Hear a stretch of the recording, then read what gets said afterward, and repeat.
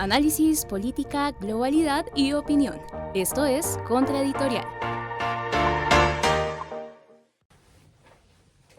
Saludos muy especiales a los seguidores de la revista Contraportada.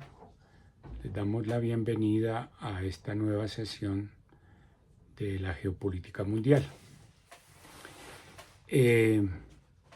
Respecto a la situación de Europa y la guerra que allí se libra, podemos decir que la tregua se empantana y la paz se dilata.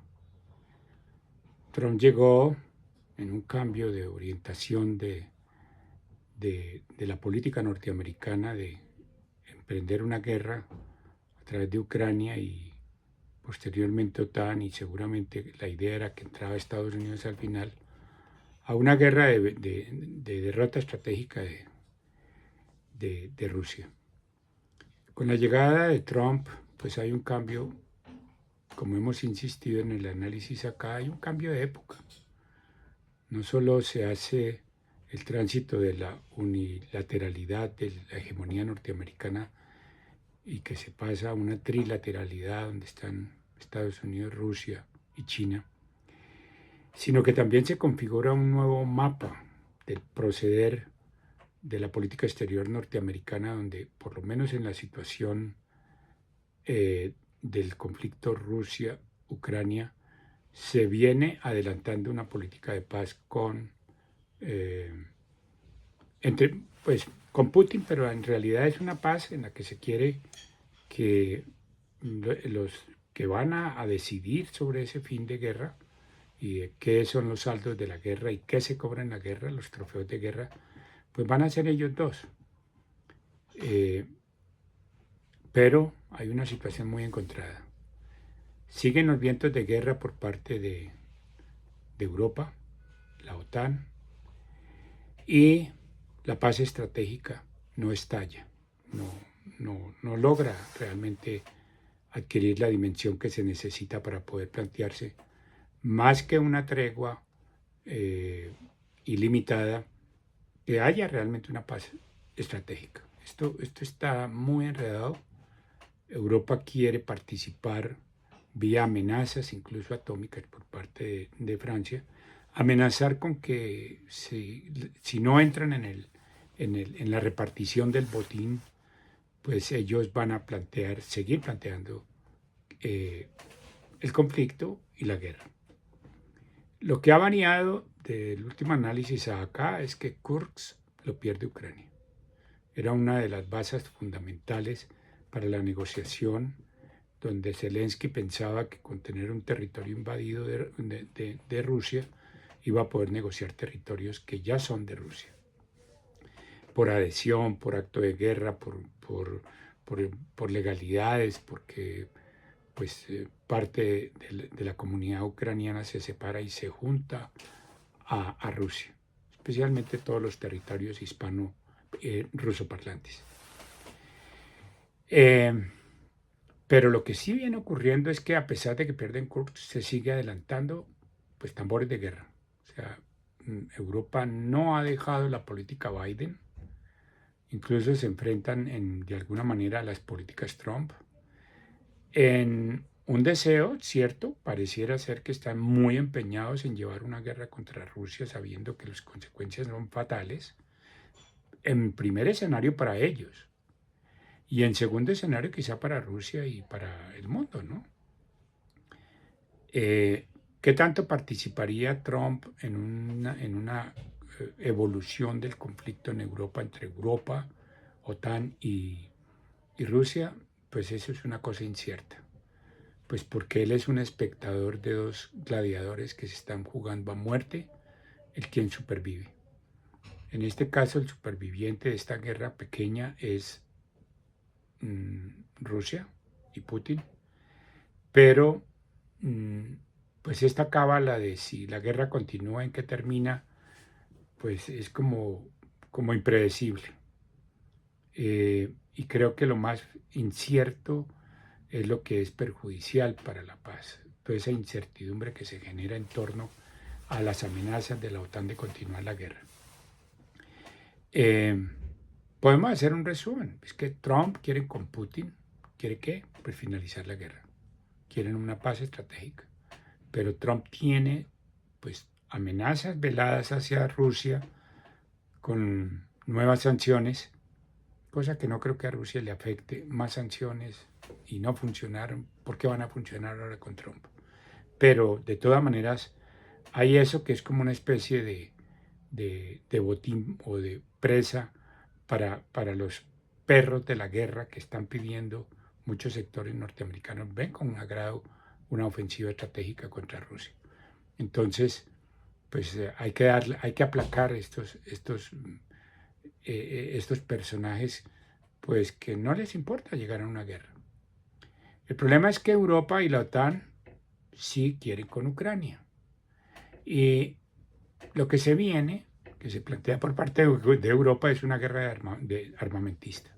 Están hablando de 800.000 millones de dólares para rehacer las fuerzas OTAN y una fuerza unificada para la defensa de Europa, cosa que suena un poco ridícula porque pues al final de cuentas no creo que Rusia esté empeñada en apoderarse de ningún territorio, lo ha dicho y pues por lógica política pues no les interesa. Ellos no necesitan más espacio del que tienen. Lo que pasa es que estos multimillones y grandes sumas que se quieren ganar en armas y en guerra, pues van a alimentar los clásicos ganadores de todos estos conflictos de no paz y sí guerra, que son los que venden armas, incluido Estados Unidos sería el gran beneficiario. ¿Quiénes son los grandes perjudicados de esto? Pues los estados sociales de derecho. Los estados de bienestar que se plantearon en Europa no es que están perdiendo terreno en términos de que se van a disminuir salarios, se van a disminuir posibilidades de consumo, se van a impedir realmente progresiones sociales y civilizatorias que eran propias de la Europa no guerrera, aunque todos los conflictos grandes parece que se tienen que dar es en Europa. Entonces, esto pues muestra que complementario al neoliberalismo que quería terminar y era para ellos, para las socialdemocracias, todas estas políticas, pues está complementada con una política de guerra donde se van a llevar todos los recursos de Europa para invertirlos en armas. Entonces, esta parte pues podemos dejarla en ese punto, ¿no? Hay unos que ganan y unos que pierden.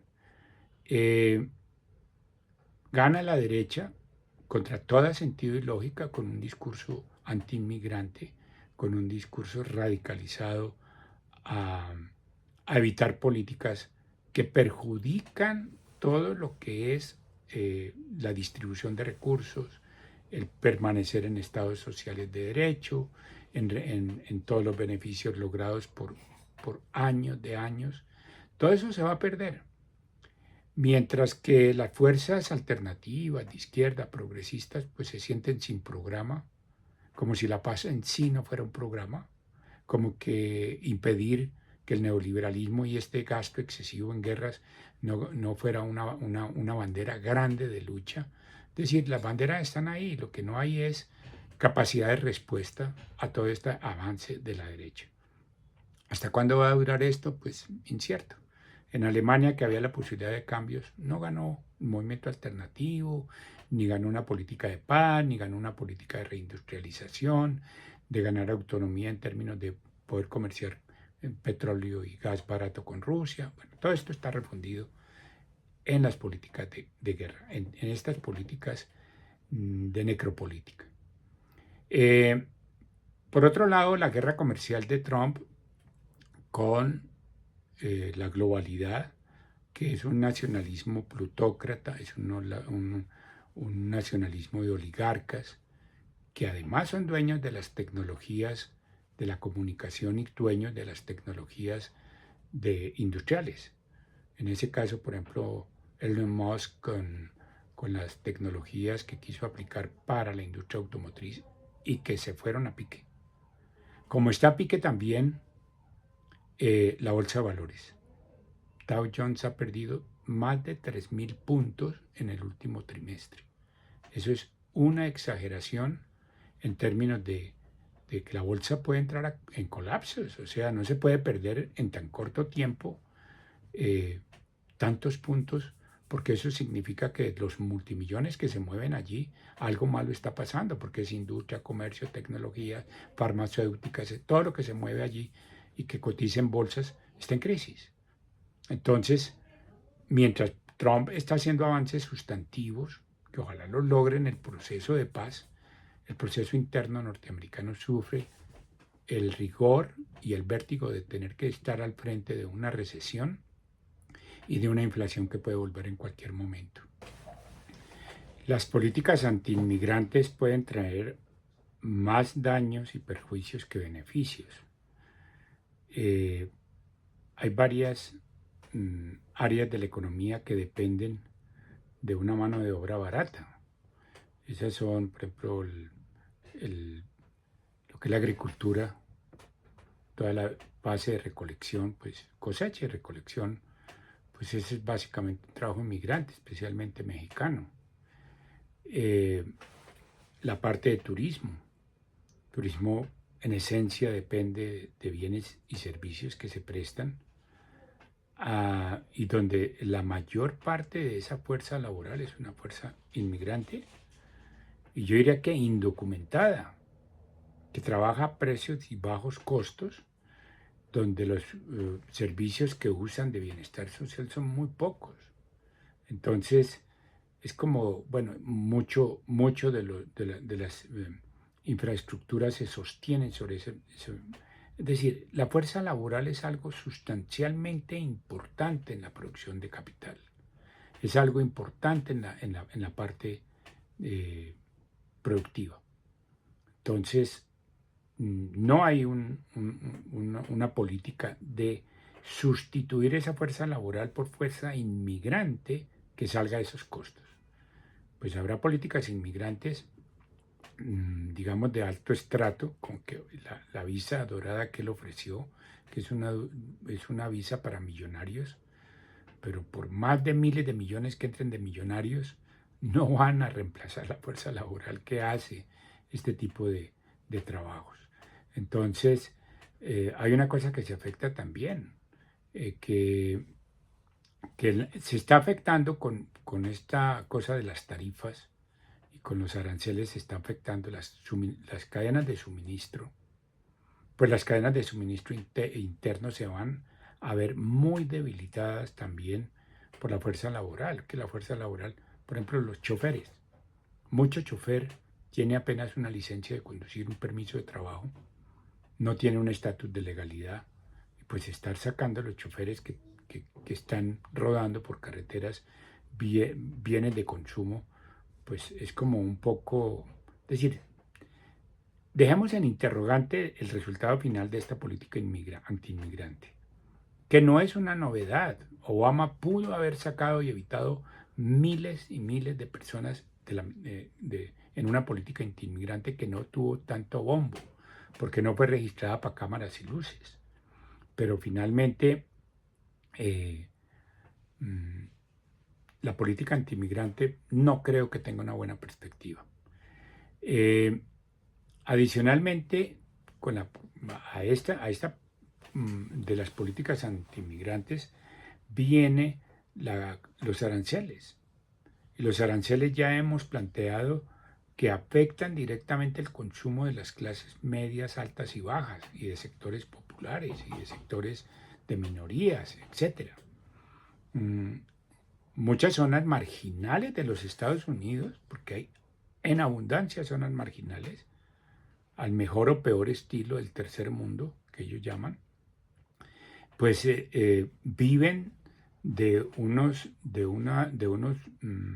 productos que vienen del mercado externo, que suplen el mercado interno norteamericano a precios bajos, y eso va a estar muy afectado.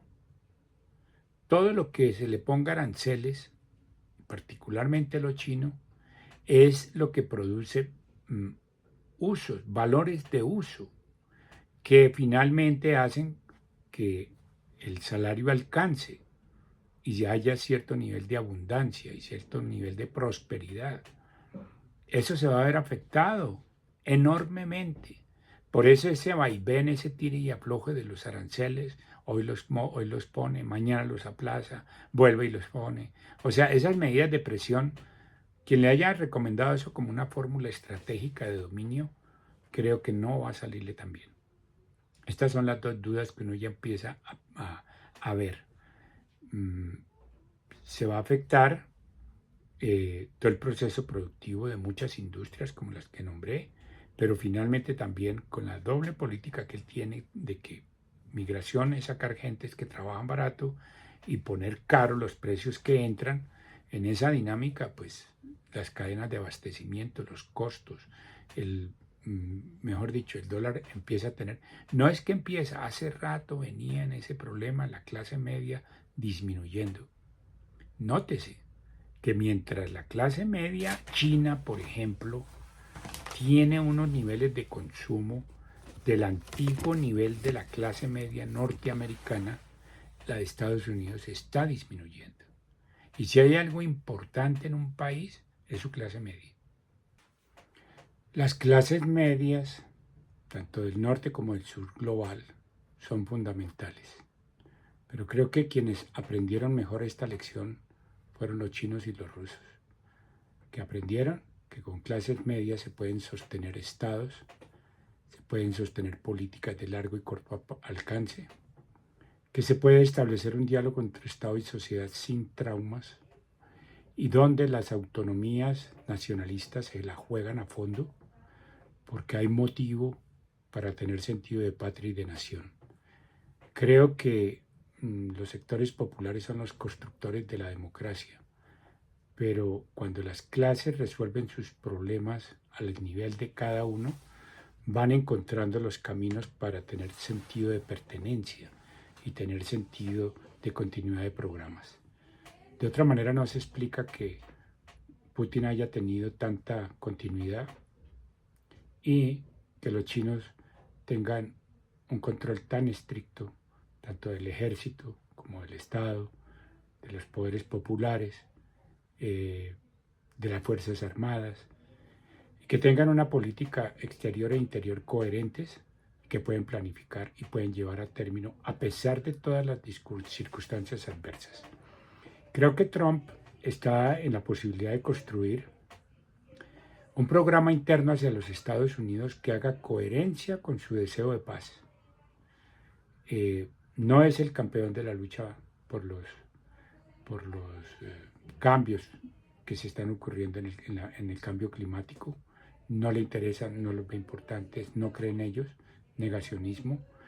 Pero podría haber políticas que al menos repercutan en crear un modelo alternativo, progresivo y civilizatorio a lo que es hoy el modelo norteamericano, que era un modelo basado en el militarismo, en la hegemonía unilateral, en poderes del dólar, en un montón de poderes que se están desconfigurando y que creo que no hay reversa para que no se desconfiguren. Respecto a la situación colombiana, pues hay una cosa que viene presentándose sistemáticamente con el Congreso y con las Cortes, que es frenar todas las iniciativas de reforma y de ejecución del programa de gobierno de Petro.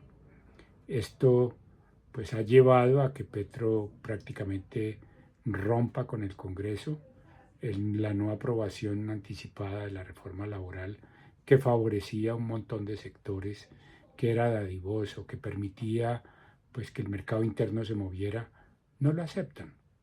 En una tesis de que es que aumentar salarios produce problemas al interior del país, que porque esos recursos se deben orientar a la reinversión. Pues los recursos que se ganan en salario, que es lo más bajo que tiene Colombia, pues se van es para otras cosas, o se van para los paraísos fiscales, o se van para inversiones de otra índole, pero no repercuten en que realmente se reinviertan las propias empresas.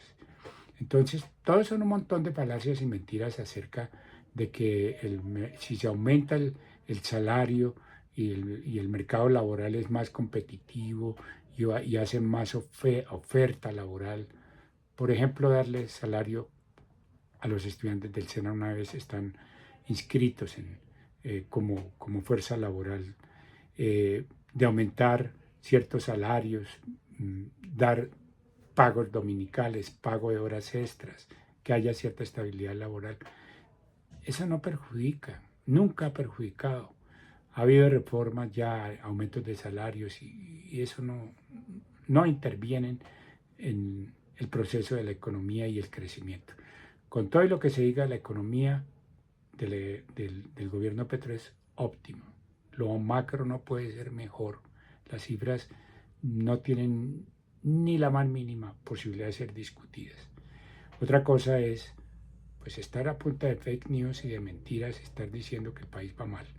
Va mal, no sé, en cuanto a lo que es los logros de la paz total, pero lo cierto del caso es que se planteó una paz total, se hizo una oferta de paz que algunos grupos armados han desechado, no la consideran importante, no es el momento, no negocian.